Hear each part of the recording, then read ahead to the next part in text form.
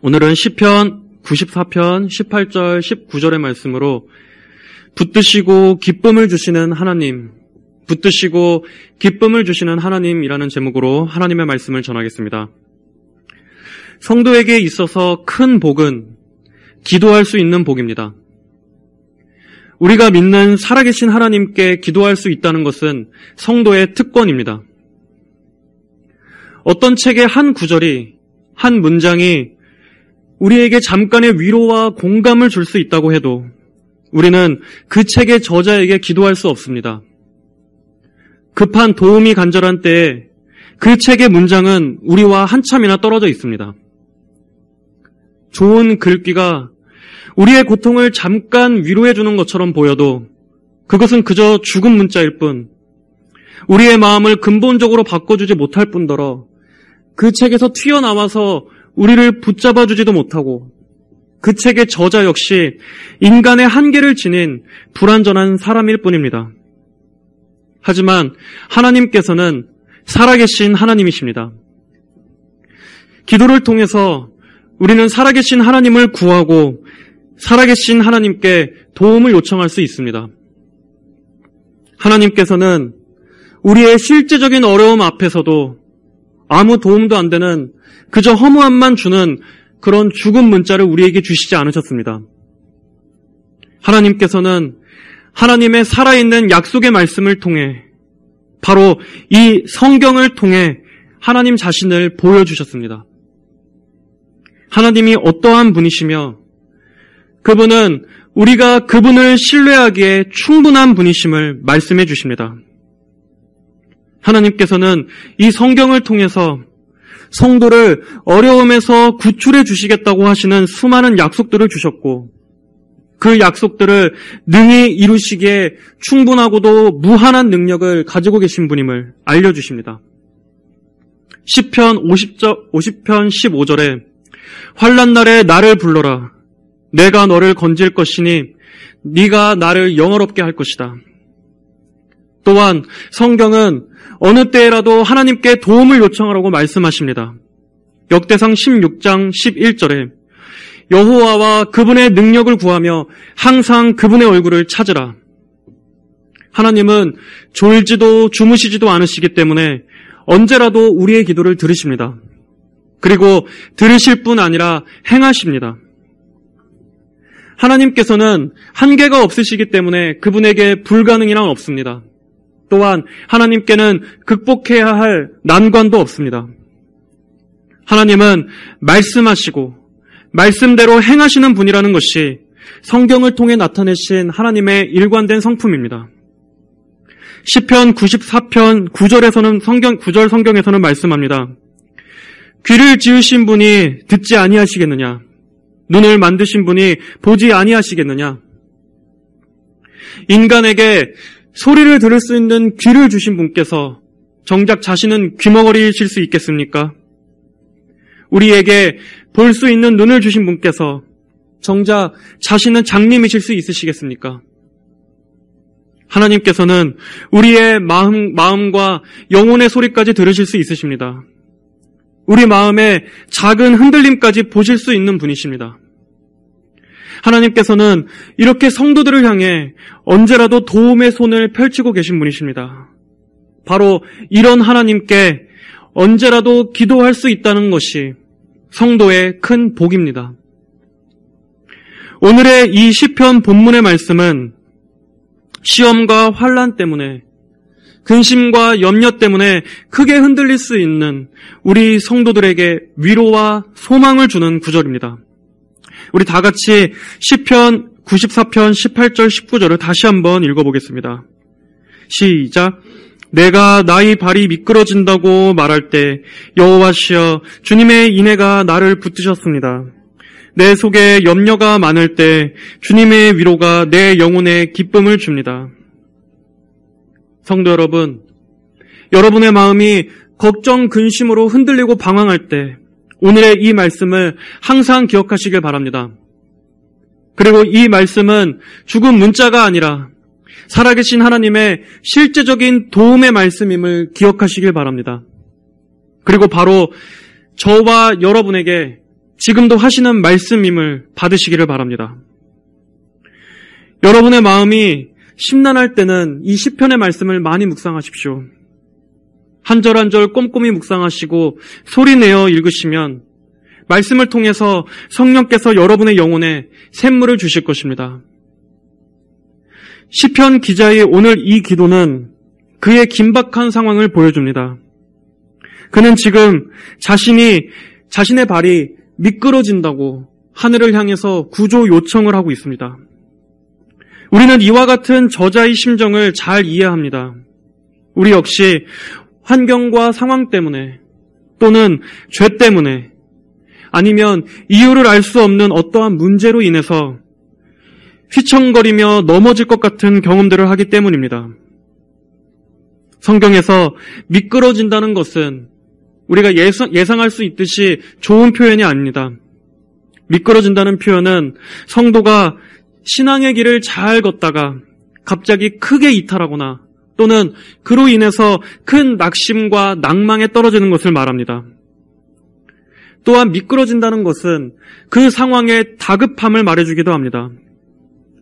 이미 넘어져서 주저앉아 있는 때가 아니라 미끄러지고 있는 바로 그 순간, 그때를 말합니다. 이렇게 우리는 이 시편 저자가 지금 넘어질 것처럼 아슬아슬한 다급한 심정임을 볼 수 있습니다.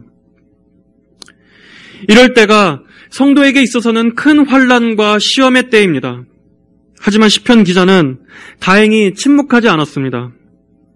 내가 나의 발이 미끄러진다고 말할 때, 비록 그것이 다급한 외침이었다 할지라도 그것이 그에게 기도였습니다. 그가 누구에게 기도했겠습니까? 그는 하나님께 기도했을 것입니다. 그 순간에, 그 넘어지는 그 순간에 그는 자신이 믿고 있던 하나님께 본능적으로 도움을 요청하며 부르짖었을 것입니다. 그러자 그에게 어떤 응답이 임했습니까? 여호와시여, 주님의 인애가 나를 붙드셨습니다. 그는 넘어지는 약한 존재였지만 그 자신의 힘이 아닌 하나님의 권능의 팔이 그를 붙잡아 주신 것입니다. 여러분 상상해 보십시오. 우리가 갑작스럽게 미끄러질 때 우리는 반사적으로 옆에 있는 무언가를 잡기 위해서 손이 나갑니다. 하지만 그럴 때 다른 도움이 우리 곁에 없습니다. 또한 우리 스스로 버틸 수 있는 힘이 없습니다. 그럴 때 어떻게 해야겠습니까? 오직 하나님께 기도하는 것뿐입니다. 그러나 하나님께서는 바로 그것을 원하십니다. 우리가 다른 어떤 도움도 의지하지 않고 오직 하나님만을 의지하기를 원하시는 것입니다. 하나님께서는 우리가 끝났다고 낙심하는 바로 그때, 주님, 저는 설 수 없습니다. 넘어집니다. 라고 하늘을 향해서 도움을 외치는 바로 그때 우리를 넘어지지 않도록 꽉 붙들어서 성도가 미끄러지지 않게 해주십니다. 그리고 그 도움은 즉시 임하는 도움입니다. 우리가 완전히 떨어지지 않도록 하나님께서 보시는 가장 좋은 때에 우리를 붙들어 주시는 것입니다. 우리 성도 여러분들도 미끄러지는 위험에 처할 때가 있습니까? 그럴 때 하나님께 기도하십시오. 바로 그때가 하나님께 기도할 때이자 하나님의 즉각적인 도우심을 가장 체험할 때입니다. 하나님께서는 바로 이러한 때에 기도 응답을 통해서 하나님의 살아계심을 성도가 체험하게 하십니다. 자, 그렇다면 때때로 우리의 신앙생활 속에서 우리의 기도 응답이 늦어지는 것은 무엇으로 설명할 수 있습니까? 그것은 하나님의 구원의 손이 짧아서가 아닙니다. 하나님께서 도우실 능력이 부족해서도 아닙니다. 우리의 기도가 하나님께 가닿기에는 너무나 먼 거리에 있어서도 아닙니다. 하나님께서는 그 시간을 통해서 우리가 하나님을 기다리고 하나님을 신뢰하는 법을 훈련시키시기 위함입니다. 하지만 하나님께서 보시기에 적절한 때가 임하면 하나님께서는 언제라도 즉각적으로 우리를 능히 도우실 수 있는 분이십니다. 이렇게 성도의 신앙생활에 있어서 오랜 시간 동안의 훈련과 또 즉각적인 도우심, 이 두 가지 섭리 모두 다 하나님께 있는 것입니다. 자, 여기서 나의 발이 미끄러진다는 것은 실제적인 표현입니다. 정말로 그 미끄러짐으로 인해서 내가 상하거나 다칠 수도 있고 아예 계속해서 완전히 넘어질 수도 있습니다. 나의 재산과 가정이 무너질 수도 있는 상황입니다. 내 인생이 무너질 수도 있을 만큼의 급박하고 심각한 상황입니다. 이렇게 우리가 미끄러지는 그 순간에는 오직 넘어지는 그 순간에만 온통 생각이 쏠리듯이 우리는 그런 상황 속에서 다른 것은 생각할 수조차 없습니다. 그리고 심지어 그런 순간에는 기도에 대한 생각조차 나지 않을 때도 있습니다. 하지만 그런 다급한 순간이라 할지라도 우리는 우리의 유일한 도움이신 하나님께 기도해야 합니다. 바로 그때 하나님께 기도해야 합니다. 주님, 제가 넘어집니다. 주님, 제가 지금 크게 실족하려고 합니다. 저를 붙잡아 주십시오. 제 힘으로는 설 수 없습니다. 주님의 손으로 저를 붙잡아 주십시오. 그 어디에도 도움이 없지만 하나님께서는 미끄러지는 자의 손을 붙잡아 세워주시는 분임을 우리 성도 여러분들은 반드시 잊지 마시길 바랍니다. 성도분들은 항상 하나님을 이런 분으로 생각하셔야 합니다. 하나님은 우리의 위기의 때 팔짱을 끼고 뒤에서 관망만 하시는 분이 아니라는 것을 말입니다. 오히려 하나님께서는 성도들의 구조 요청을 들으시고 도움의 손길을 베푸시기를 아주 기뻐하시는 분이십니다. 하나님은 그러한 구원의 능력을 통해서 하나님 자신의 영광을 드러내시기를 아주 반기시는 분이십니다. 그로 인해서 우리 성도가 하나님을 찬송하고 하나님의 구원을 노래하는 것을 하나님께서는 기뻐하시는 분이십니다. 성도 여러분, 오히려 하나님의 도움을 많이 찾으십시오. 어려울 때만 말고 우리의 삶 속에서 아주 작고 사소한 것까지 모든 것들을 언제나 하나님의 도우심을 구하십시오. 하나님의 도움 없이 혼자 스스로 서려고 하는 것이야말로 하나님께서 미워하시는 일입니다. 사람들은 약점을 내보이면 오히려 그것을 빌미로 사람을 무시합니다. 그러나 성도 여러분, 하나님 앞에서는 얼마든지 우리의 약점을 말하셔도 됩니다. 얼마든지 우리의 약함과 도움을 있는 그대로 하나님 앞에 털어놓으셔도 됩니다. 그것이 하나님의 은혜를 더욱더 높이고 하나님의 은혜를 입는 방법입니다. 가난하고 상한 심령, 불쌍하고 약한 성도는 하나님의 마음을 가장 신속하게 움직일 수 있는 것입니다. 하나님의 마음을 가장 동하게 만드는 것은 바로 미끄러지는 성도가 하나님께 도움을 요청할 때인 것입니다. 여호와시여, 주님의 인애가 나를 붙드셨습니다. 무엇이 그를 붙잡아 주었다고 성경은 말씀하고 있습니까? 주님의 인애입니다. 바로 이 인애, 헤세드, 하나님의 자녀를 향하신 하나님의 언약적인 신실함, 변치 않으시는 그 사랑과 은혜가 나를 붙잡아 주었다고 시편 저자는 고백하고 있습니다.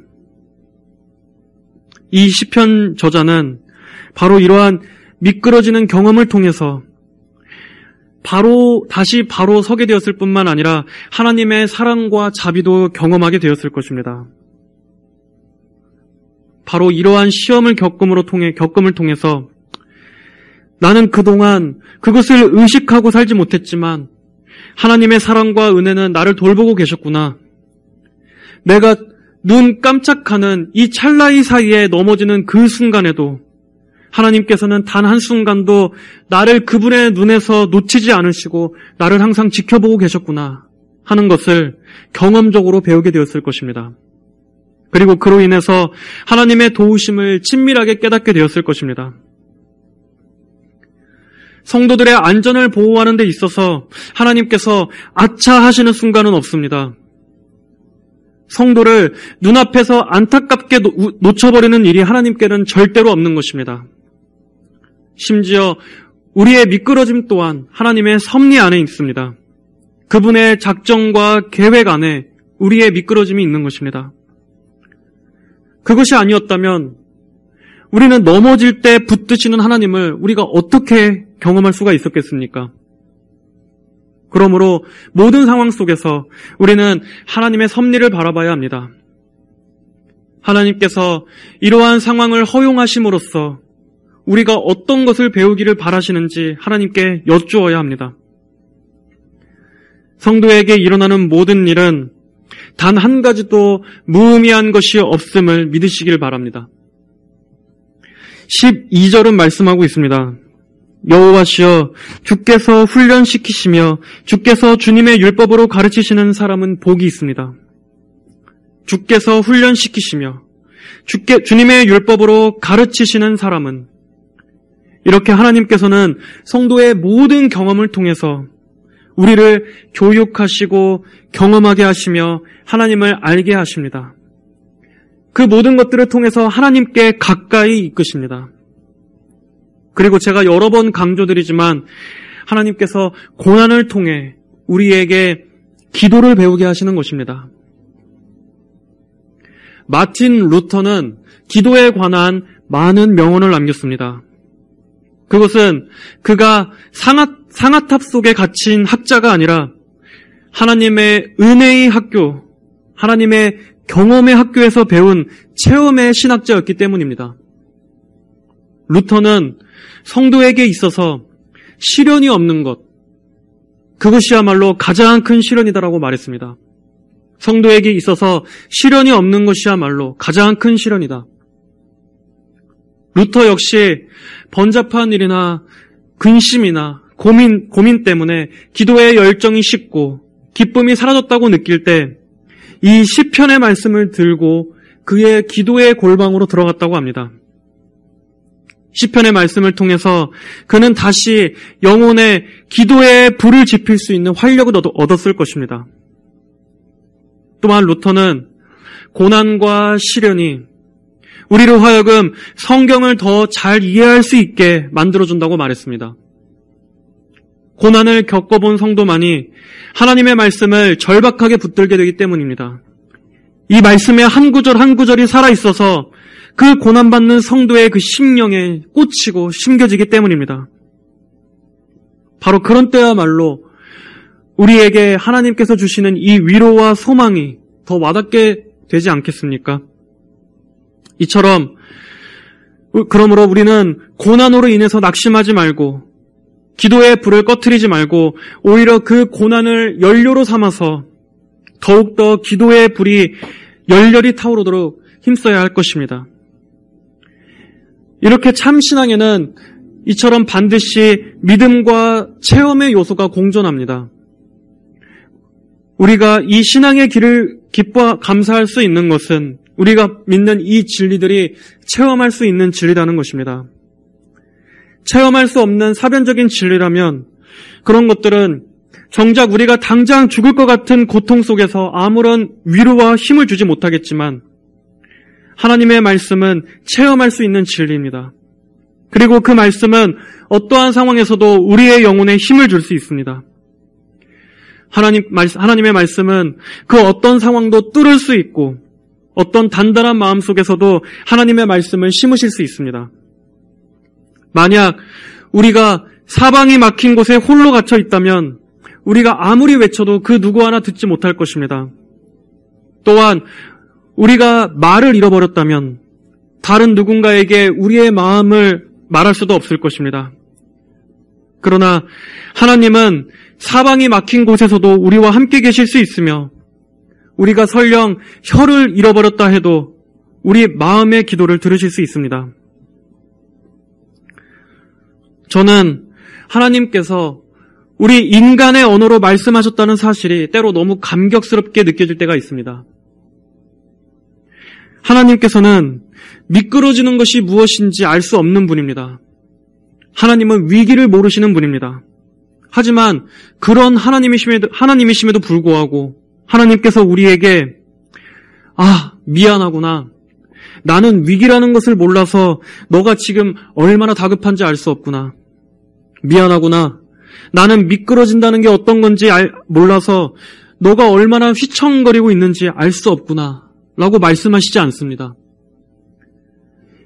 인간을 흙으로 지으신 하나님께서는 스스로 전혀 미끄러지실 수 없는 분임에도 불구하고 우리의 휘청거림과 흔들림을 누구보다 잘 아십니다. 오히려 그 어떤 세심한 상담가보다도 우리의 약함과 악함과 본성을 잘 아십니다. 하나님께서는 우리를 지으신 분이시오 우리의 영혼의 아버지이시기 때문입니다. 우리 안에 성령께서 내주하심으로 말할 수 없는 탄식으로 하나님 아버지께 우리의 상한 심령을 고해 주시기 때문입니다. 오히려 우리는 같은 약함을 공유하는 인간이라 할지라도 우리 인간은 서로의 마음을 모를 때가 얼마나 많습니까? 누군가 붙잡아주기를 원해도 이런 자신의 마음을 온전히 전달할 수 없을 뿐만 아니라 이해받지도 못합니다. 또한 누군가를 붙잡아주려 한다고 할지라도 우리는 어떤 고민과 근심을 들어줄 수 있을 뿐 근본적으로 누군가를 붙잡아줄 수 없는 한계를 지닌 존재입니다. 이렇게 바로 눈에 보이는 체온을 느끼는 이런 인간조차도 어려운 공경 앞에서는 오히려 누구보다도 멀리 있다고 느껴집니다. 이렇게 인간은 정작 가장 어려울 때는 우리 각자가 홀로 떨어진 외딴 섬처럼 우리 자신의 고통을 홀로 짊어질 수밖에 없는 것입니다. 하지만 하나님께서는 확실하게 하나님을 붙들라고 우리에게 확실하게 말씀해 주십니다. 예레미야 33장 2절 3절에 이를 행하시는 여호와 그것을 만들며 성취하시는 여호와 그의 이름을 여호와라 하는 이가 이와 같이 이르시도다. 너는 내게 부르짖으라. 내가 내게 응답하겠고 내가 알지 못하는 크고 은밀한 일을 내게 보이리라. 성도 여러분, 오직 하나님만을 유일한 도움이시오 유일한 친구로 삼으시기를 바랍니다. 우리의 신앙의 여정이 어떤 면에서는 왜 고통스러운지 아십니까? 하나님께서는 우리에게서 사람을 떼어가시기 때문입니다. 오직 하나님만이 우리의 유일한 도움이시라는 것을 깨닫게 하시기 위해서 모든 다른 구원의 손길을 우리 삶에서 걷어가시는 것입니다. 그러나 그것이 그때는 가혹하게 느껴진다 할지라도 그것이야말로 가장 큰 복입니다. 모든 것을 다 잃더라도 오직 하나님 한 분만이 내게 계셔 주신다면 모든 것을 가진 것이 되기 때문입니다. 하나님께서는 오직 하나님만이 우리의 전부가 되게 하시기 위해서 하나님이 아닌 다른 도움을 철저히 끊으시는 것입니다. 자, 이제 이어서 19절 말씀을 같이 읽어보겠습니다. 19절입니다. 내 속에 염려가 많을 때 주님의 위로가 내 영혼에 기쁨을 줍니다. 하나님께서는 우리의 상황을 도우실 뿐 아니라 우리의 내면도 도우십니다. 여기서 염려, 개역개정에서는 이 생각이라고 하는 단어는 그 어원이 나뭇가지라는 단어에서 나온 언어입니다. 나뭇가지의 특징이 무엇입니까? 나뭇가지는 얽히고 설켜 있고 바람에도 쉽게 잘 흔들립니다. 어떨 때는 푸른 잎이 무성하다가도 또 어떨 때는 초라하고 앙상하게 가지만 남아서 그것이 가시처럼 찌르기도 합니다. 이렇게 나뭇가지 같은 우리의 마음을 잘 다스리는 것은 어려운 일입니다. 우리의 마음이란 평온한 들판 같다가도 또 어떨 때는 잔뜩 어두운 먹구름이 끼고 사나운 광풍이 몰아치며 큰 파도가 덮치기도 하기 때문입니다. 하지만 이렇게 염려로 인해서 마음이 어둡고 또 우리의 생각이 나뭇가지처럼 얽히고 설켜서 산만할 때 주님의 위로가 내 영혼에 기쁨을 준다고 말씀하고 있습니다. 여기서 주님으로부터 오는 위로는 무엇입니까? 하나님이 어떠한 분이셨는가를 다시 깨닫게 해주시는 데서 오는 위로입니다. 하나님께서 장래의 소망들을 약속해 주신 그 약속들에서 오는 위로입니다. 또한 성령을 통해서 우리의 영혼에 가까이 오시는 은혜로운 임재, 이것이 주님께서 주시는 위로입니다.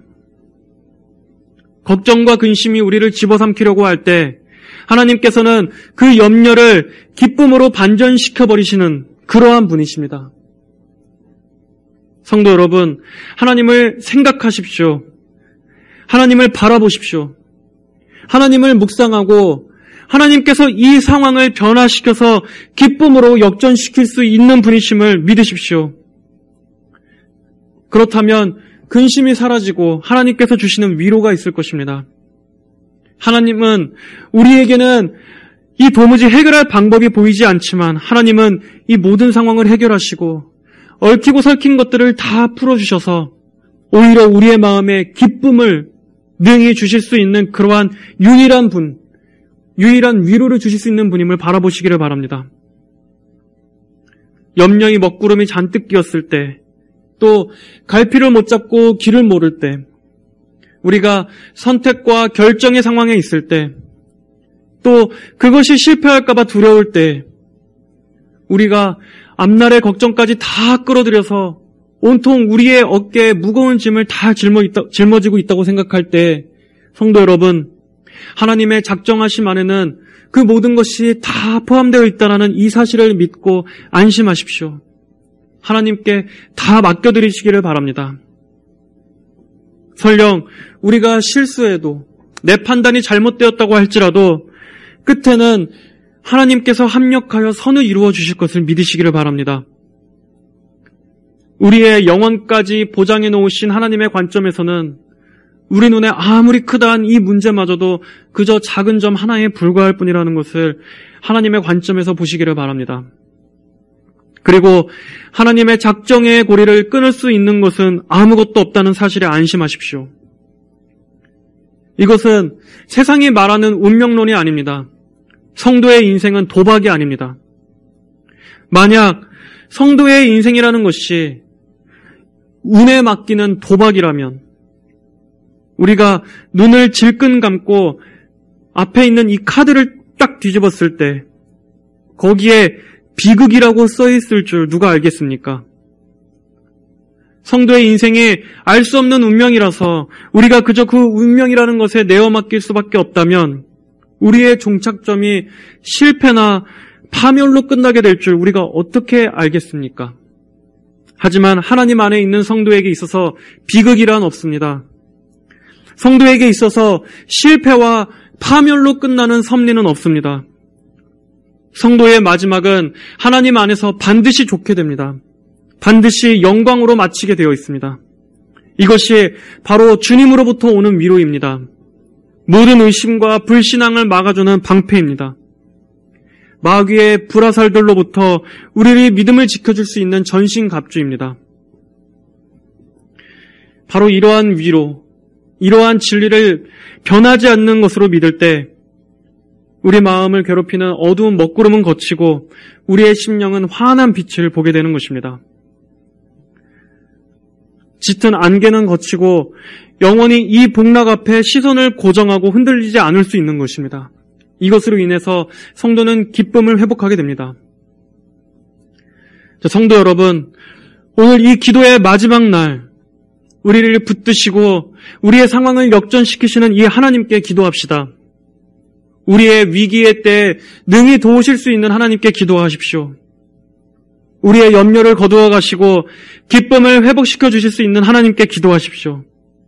우리의 벗이요, 우리의 친구가 되어주시는 하나님께 여러분의 마음을 털어놓으십시오. 하나님께서는 눈에 보이지 않더라도 영적으로 우리와 함께 계셔 주십니다. 눈에 보이는 사람보다 더 확실한 도움이 하나님께 있습니다. 우리를 향하신 하나님의 도우심의 그 팔은 접히지 않습니다. 하나님은 항상 건지시고 붙드시는 하나님이심을 기억하시길 바랍니다. 많은 염려와 걱정들이 우리의 이 마음이라는 전쟁터에서 싸웁니다. 그리고 그들의 수는 내 속에 염려가 많을 때, 이렇게 그 마음이란 전쟁터에서 싸우는 그 적군의 수는 많습니다. 그리고 그들의 대장은 마귀요, 혼란스러움입니다. 그런데 본문에서 우리는 우리를 도우러 달려오는 또 다른 군대를 발견하게 됩니다. 그들은 누구입니까?